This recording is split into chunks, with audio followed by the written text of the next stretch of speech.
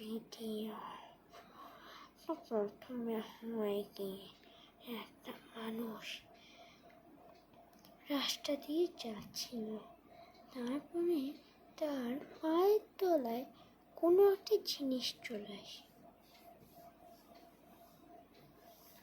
সে জিনিসটাকে ধরতে গিয়েছিল, সেই জিনিসটা পাড়ে গায়েব হয়ে যাচ্ছিল। তা বুঝতেই পারছিল না সে কি করবে। তারপরে সে বাড়ি চলে এলো। তারপরে বাড়ি গিয়ে দেখলো সে তার বাড়ির কাঁচ সব ভাঙা। তার বাড়ির লোকজন সব কোথাও ছিল না। বাড়ির বাইরে দেখলো তাদের মৃতদেহ। সে তার বন্ধুর বাড়িতে গেল। বন্ধুর বাড়িতে যাওয়ার পর সে দেখলো তার বন্ধু কোথাও নেই।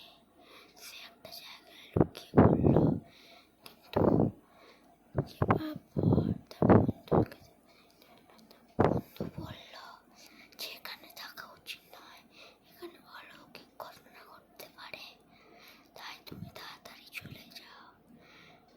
লোকটা চলে যাওয়ার বদলে তার বাড়ি যেতে হলো।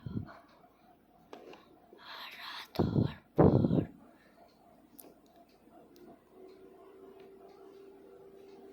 কেউ বিছানার তলায় টেনে এলো।